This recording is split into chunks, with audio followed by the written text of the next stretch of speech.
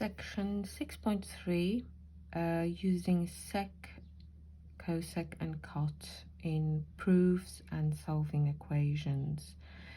Example 6, we've been asked to simplify this expression. That could be part of an equation or a proof. So the idea is you've got sine, cot and sec. So sometimes if you're not sure what to do, start with something that you can change the look of. So sine theta, you can't really do anything with it. Cot theta can be written either as 1 over tan theta or cos theta over sine theta.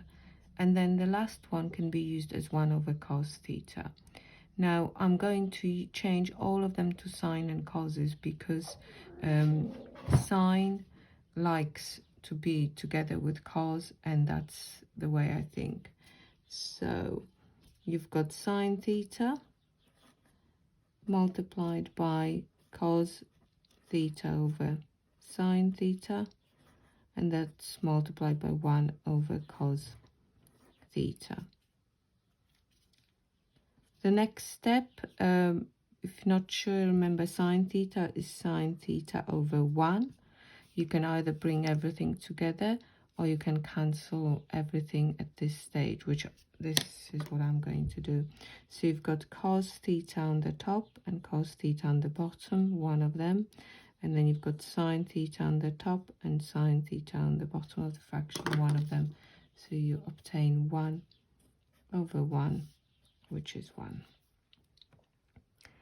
Okay, with the second part, so part B, you can, again, you've got sine theta and cos theta, so I want to keep them as they are. And then you've got sec theta plus cosec theta.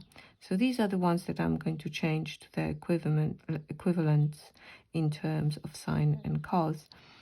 And you've got a choice. Once you've changed these sec theta into 1 over cos and cosec into 1 over sine, you can add them together and then multiply by sine theta cos theta. Or you might prefer to multiply out brackets, which is the way I'm going to do it. So sine theta cos theta times by sec theta plus sine theta cos theta multiplied by cosec theta.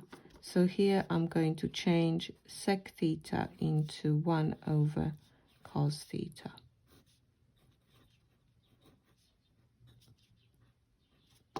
And cosec into 1 over sine theta.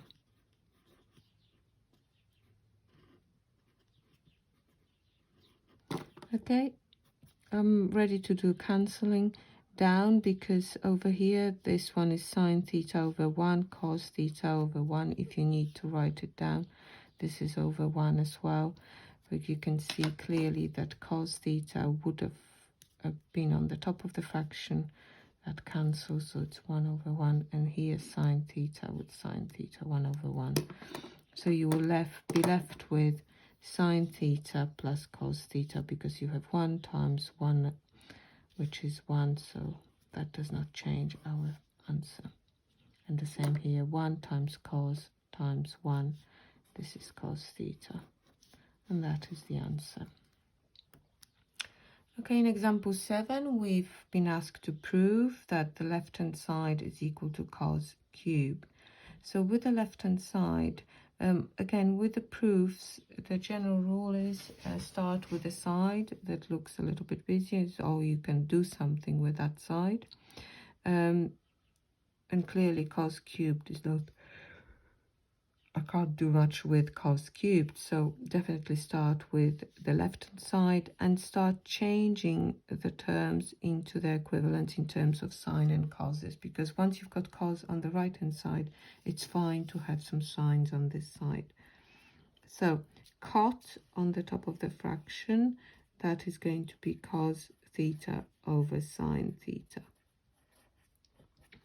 Cosec is 1 over sine theta. And on the bottom, I've got 1 over cos squared theta add 1 over sine squared theta. So normally I put the equal sign one underneath the other, but here I'm short of space. So if it is an exam, that's what I'll be doing, keeping it neat like that. Now I'm going to bring this one into the common denominator, which happens to be sine squared times cos squared. So effectively you'll multiply this one by sine squared, so you multiply the top by sine squared, and this one by cos squared, so the top by cos squared.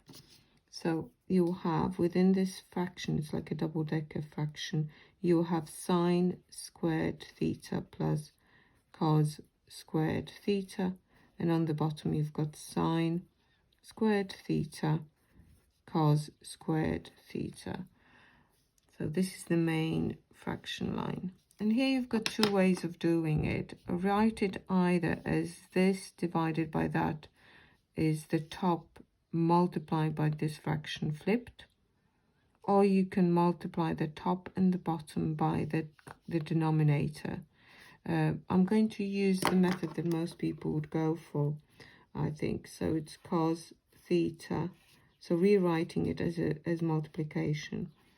Sine squared theta multiplied by this fraction flipped, sine squared theta cos squared theta over, now this one here, sine squared theta plus cos squared theta is equal to 1, so this is going to be 1. I've just flipped that fraction. Oh, look at this, sine squared nicely cancels down with sine squared.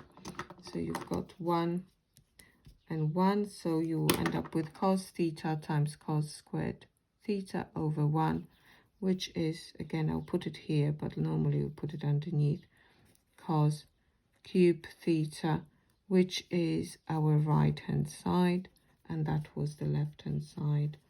So it's proven. Okay, it says explain why now this expression, which we have on the left-hand side, when equal to 8, has no solution. So we can replace this using part A with cos cubed theta is equal to 8. That gives me cos theta is equal to 2.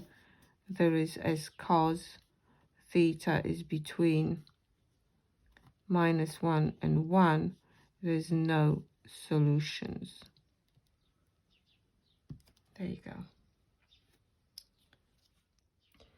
Moving on to example 8, we are going to use equations, the new functions to solve equations. So the first one is sec theta is equal to -2.5. So we need to, because we don't have a calculator key with sec on it, we need to rewrite it as 1 over cos theta is equal to -2.5. Flipping both sides will give me cos theta is equal to 1 over -2.5, and that is -2/5. So theta is equal to cos inverse of -2/5. We are solving between 0 and 360. So we are going to have one solution from the calculator is 113.6 degrees. And then using cos graph, remember for cos you always take it away from 360 for the second solution.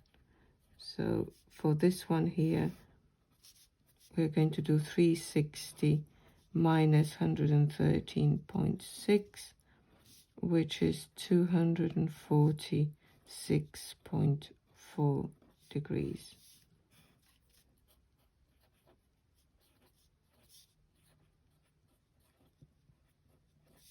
There you go. Okay, part B, we are looking again for two solutions. For cot 2 theta is equal to 0. Oh, actually it's 2 theta. So 2 theta, there will be 4 solutions because it's been squashed So you've got twice as many of my graph. Okay, so rewrite your cot in terms of cos. No, no need to do cos. We'll do 1 over tan this way. Would be better. If it's equal to 0, then always change it into cos over sine, but not when it's equal to something else. So flip both sides. You get tan 2 theta is equal to 1 over 0.6. So this is 6/10, so which is 3/5. So this is 5 over 3. But really, with a calculator, you don't need to. You can even put something like 1 over 0.6. Okay, so 2 theta is equal to tan inverse of 5/3. So we're going to obtain the first angle, which is 59.0 degrees. So don't need to sketch tan. Tan repeats itself every 180. I need to make sure I put all the solutions up to 720. So it's 239.0. And then you've got add 180. It's 419. And then 599.0. We're going to divide these by 2. If you add another 180, that will be too far. So divide everything by 2, but I knew that I was looking for 2 solutions. Regardless, you should always check. So you got 29.5 to 1 decimal place, 120 to 3 significant figures. Let's do that. And 210 and 300 to 3 significant figures.